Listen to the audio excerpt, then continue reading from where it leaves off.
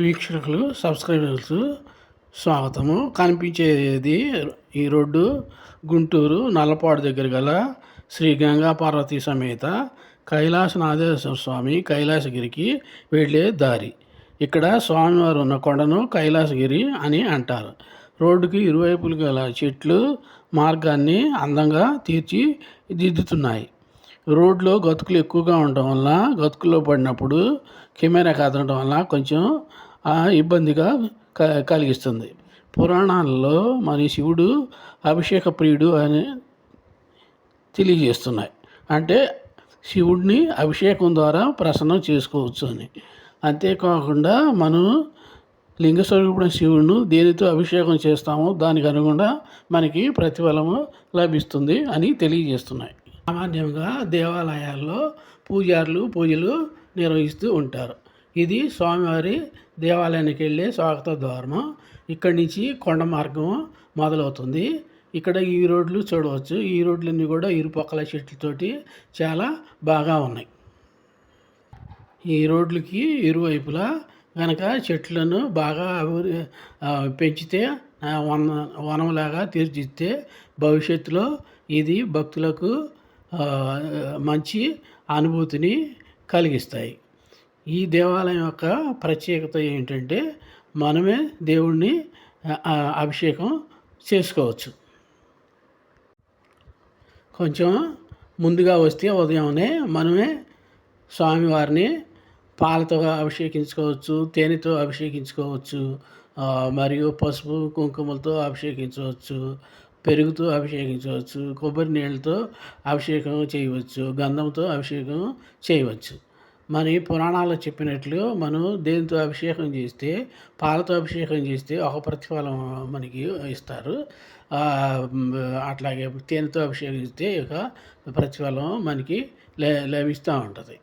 ఈ స్వామివారిని మనము అన్నిటితోటి అభిషేకములు చేసిన తర్వాత శుభ్రంగా ఆయన్ని మళ్ళీ లింగ స్వరూపుడైన శివుడిని శుభ్రం చేసి మరియు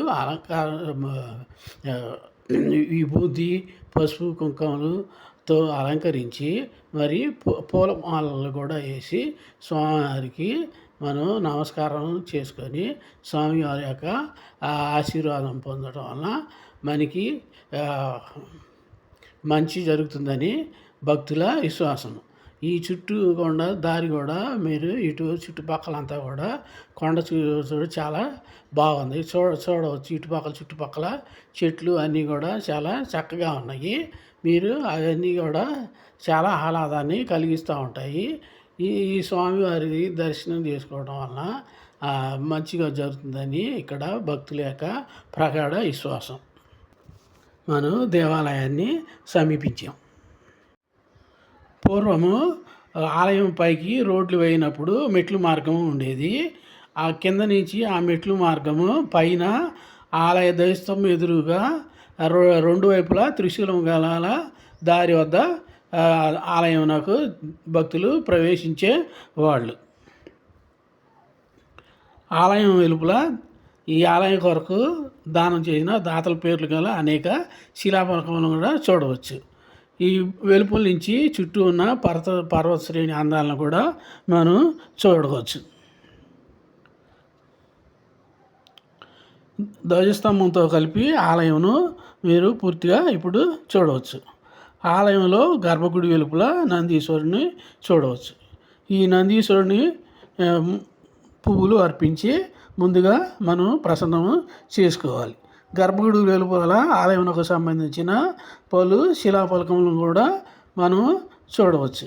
ఈ శిలాఫలకములన్నీ కూడా దాతల యొక్క పేర్లని మరియు ఆలయం మనం ఎప్పుడు ప్రారంభించారో అవన్నీ కూడా తెలియజేస్తాయి. ఎవరైనా కనుక దానములు కనుక ఇచ్చినట్లయితే ఆ దాతల పేర్లను శిలాఫలకం ద్వారా ఇక్కడ వీళ్ళు మనకి ప్రతిష్ఠిస్తారు.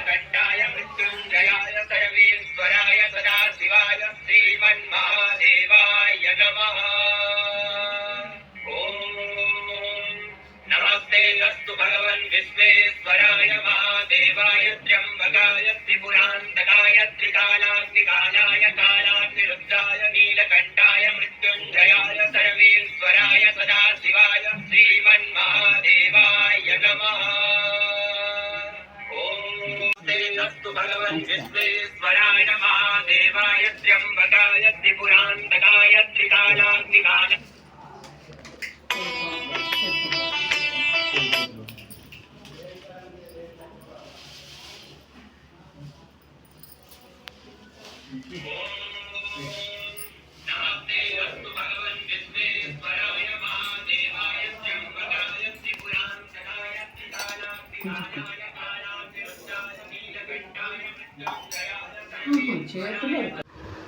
చివరిగా స్వామివారి శివలింగాన్ని చక్కగా అలంకరించి పూలమాల వేసి వారికి ఆశీర్వచనం కోసం నమస్కారం చేయించున్నాం. ఇక్కడ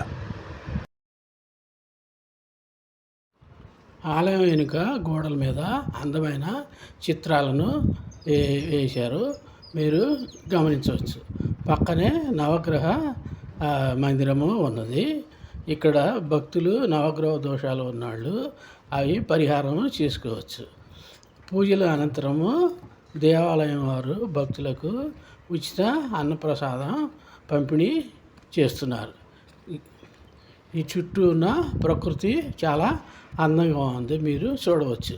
అన్ని కొండలు, పైన నీలాకాశము ఎంతో అద్భుతంగా ఉన్నది. దేశంలో ఎక్కడి నుంచి అయినా ఈ ప్రాంతానికి, ఈ దేవాలయానికి చేరుకోవచ్చు.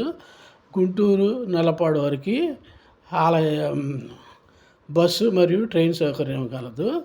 ఆ నల్లపాడు నుంచి కొండ మీదకి సొంత వాహనం సమకూర్చుకోవాలి, లేదా ఆటోను మీరు ఏర్పాటు చేసుకోవాలి. ఈ భక్తులకు ఈ ఆలయ దర్శనము మంచి అనుభూతిని కలిగిస్తుంది. ఈ వీడియో కనుక నచ్చితే మీరు లైక్ చేయండి మరియు సబ్స్క్రైబ్ చేయండి.